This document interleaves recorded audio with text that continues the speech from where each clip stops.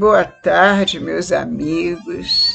Mais uma vez aqui para trabalhar, para estudar, para nos relacionarmos através dessas lições belíssimas da doutrina espírita, essas da coleção Fonte Viva, ditadas por Emmanuel a Chico Xavier, na psicografia abençoada de Chico Xavier. Estamos sempre felizes de poder estar com vocês, de poder dizer o quanto eu amo a doutrina espírita, quanto ela tem feito pela minha existência e pela existência das pessoas que eu me relaciono, que eu conheço, os depoimentos, as situações que eu tomo conhecimento, tudo, enfim, o que ela nos ensina, a vida que nós ganhamos dentro desse conhecimento, porque realmente é uma lição tão profunda que nós ganhamos qualidade de vida. Obrigada, meus irmãos. Hoje nós vamos estudar o livro Fonte Viva, da coleção Fonte Viva, mesmo nome da coleção, na psicografia de Chico Xavier, ditado por Emmanuel. Nós trouxemos a lição Ante o Cristo Libertador. E diz a passagem escolhida por Emmanuel: Eu sou a porta. Jesus, João 10:7. Por que será que Jesus teria mencionado aos apóstolos, aos discípulos, que ele era a porta? Possivelmente porque tanto ontem quanto hoje os homens buscam melhorias, entre aspas, através de portas diversas, mas a maioria das vezes não pela porta certa, não pela porta que convida a uma realidade melhor, maior, mais profunda, mais verdadeira. E a porta verdadeira é a porta que nos leva ao caminho certo, abençoado, aos páramos celestes. Essa é a porta verdadeira, a porta que nos ensina, que nos mostra que os ensinos de Jesus são eles que nos indicam o melhor caminho, a melhor maneira de deambular pela nossa existência. Nós temos uma existência cheia de altos e baixos. Nós vivemos num planeta de provas e expiações. E essa existência, por certo, não nos convida a portas largas, porque as portas largas nos levam às coisas do mundo. E as coisas do mundo são muito, além de passageiras, são muito negativas. Elas não nos convidam a alegria, a uma paz que fica permanente em nós, que fica em nós. Ela nos convida a uma ilusão. A porta larga é a porta que nos leva, ao contrário, a muitos erros, a muitos descaminhos. E a porta estreita é exatamente aquela que nos leva a Jesus. É a porta que Jesus diz, eu sou a porta. Realmente ele é a porta que nos convida ao amor, à serenidade, à paz, à luz, à profusão de amor, de ensino, de coisas boas, de poder viver as coisas de Deus vivendo no mundo. Nós já poderemos antever, através da porta de Jesus, que é Jesus, essa porta que é a porta estreita, nós poderemos antever aquilo que nos aguarda para diante. Não importa o tempo que será, não importa se antes ou depois da desencarnação, não importa quando, importa como nós vamos, qual porta vamos escolher, que caminho vamos preferir. E é nesse sentido que Jesus fala: eu sou a porta, não existe outro caminho que leve à espiritualidade maior se não for pelo caminho que Jesus nos indica, e ele é a porta. Vamos ver o que Emmanuel nos fala a respeito dessa passagem em que Jesus diz: eu sou a porta. Segundo os léxicos, a palavra porta designa uma abertura em parede, ao rés do chão, ou na base de um pavimento, oferecendo entrada e saída. É a descrição do que é uma porta. Entretanto, simbolicamente, o mundo está repleto de portas enganadoras. Dão entrada sem oferecerem saída. Quantas portas nós temos que encontramos pelo caminho, que nos parecem tão prazerosas, tão edificantes, tão bonitas, tão atraentes. E nós somos convidados porque o mundo nos convida. Ele nos convida a entrar nessas portas. E sempre nós falamos aqui, o mundo nos atrai e depois nos trai, como diz Dona Isabel.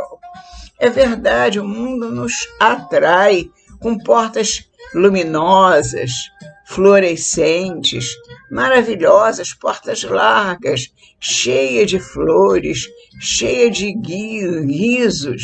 guizos, alarmes, tudo que nos chama atenção para nós seguirmos por essa porta, para entrarmos por ela.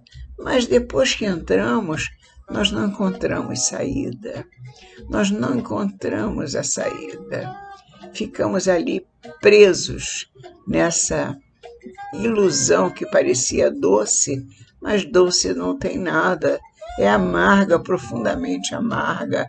É aquela ilusão que se desfaz e fica só o amargor. É uma tristeza, mas é verdade.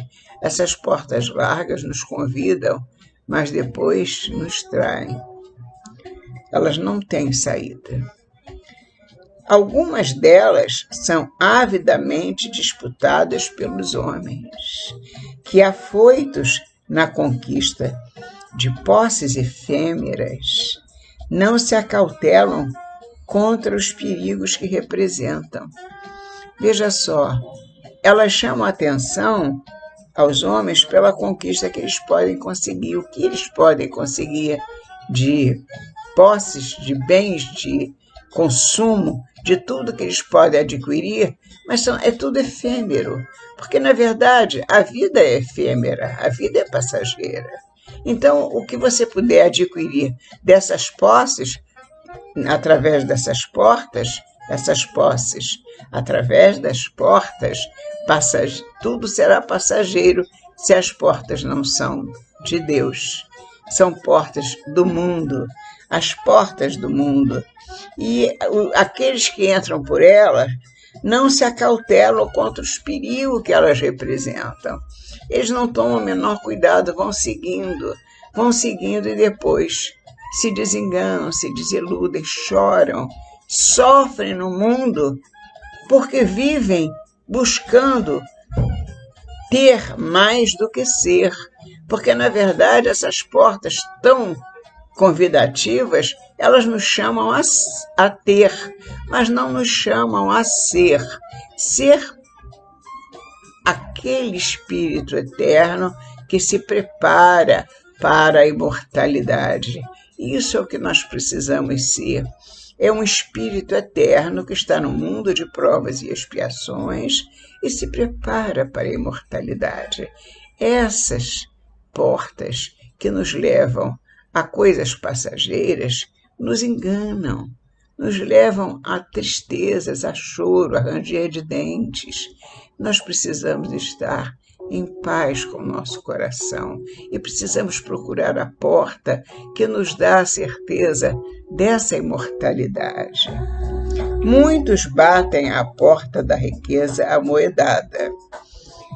Alexa, volume 3. Alexa, volume 2. Desculpa, meus filhos, é que o som está muito alto. Muitos batem à porta da riqueza amoedada e, depois de acolhidos, acordam encarcerados nos tormentos da usura. Muitos vão em busca do dinheiro, que acreditam ser fácil de encontrar através dessas portas chamativas. E eles se enroscam, eles se envolvem tanto com dinheiro, se deixam levar pelo prazer de mais ganhar, de mais ganhar, de mais ganhar, de tal maneira que quanto mais eles amontoam, mais eles querem amontoar. Porque, na verdade, existe um problema com o homem, entre parênteses agora. Ele não se satisfaz com o necessário, ele quer mais. Isso é comum no homem, é preciso tomar cuidado com isso. Nós temos que saber o limite do ter, do necessário, e não passar desse limite leva-nos a esse problema. Esse é um dos problemas. Ter muito, dinheiro principalmente, posses, e depois fica retendo, porque o egoísmo também faz com que o homem retenha o que ele tem. E ele retém e se transforma num usurário. Ele é usurário. Então, quando a usura toma conta dele, ele se transforma num homem muito pequeno, porque esse espírito está sofrido, está preso no meio de tanto dinheiro, e a imortalidade encontra-se distante dele, porque ele se perdeu no meio da busca incessante por essa fortuna, que era só uma questão de sonho, porque é efêmero. Porque quando Jesus pergunta ao homem, isso tudo que você acumulou, para quem será? E se hoje vierem te pedir a tua alma, isso tudo que você acumulou, para quem será? Ou seja, no dia que nós desencarnarmos, tudo que nós acumulamos, para quem será? O usurário vai seguir espiritualmente procurando esse dinheiro, que já não existe mais, mas no inconsciente dele ele existe. E ele vai sofrer porque ele pensa que tem e não tem. Então, esse ter e não ter gera, nesse espírito aturdido, desencarnado, profundo sofrimento. É a usura que causa nos espíritos desencarnados, não só no encarnado, que gera sofrimento, mas no desencarnado muito mais. Portanto, prosseguimos dizendo com Emmanuel, inúmeros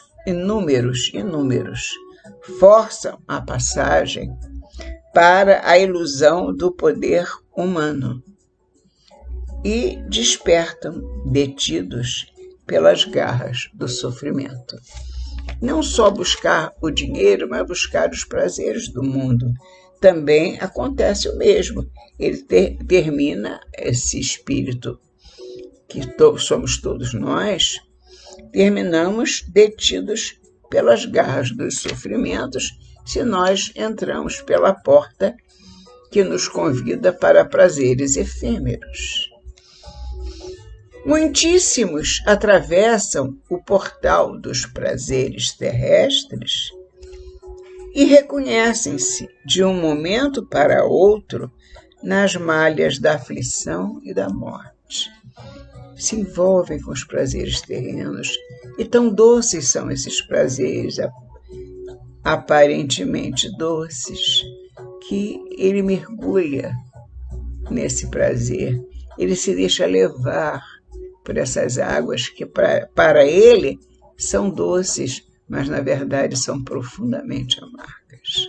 São muito amargas, tanto amargas que ao final, de um momento para o outro, diz Emmanuel, ele se encontra nas malhas da aflição e da morte, no meio desses prazeres efêmeros que o envolvem, o enredam em malhas tenebrosas. O Cristo, porém, é a porta da vida abundante. Somente o Cristo pode fazer com que nosso espírito imortal entre no rumo da imortalidade e encontre a imortalidade, que essa é a finalidade de todos nós. Nós viemos para essa imortalidade, para sempre, viver para sempre, e não para prazeres passageiros. Portanto, o Cristo, porém, é a porta da vida abundante. Com ele, submetemo-nos aos desígnios do Pai Celestial. E nessa diretriz, aceitamos a existência como aprendizado e serviço. Aceitamos a existência como de fato ela é. Aprendizado e serviço para todos nós. Nós não estamos aqui a passeio.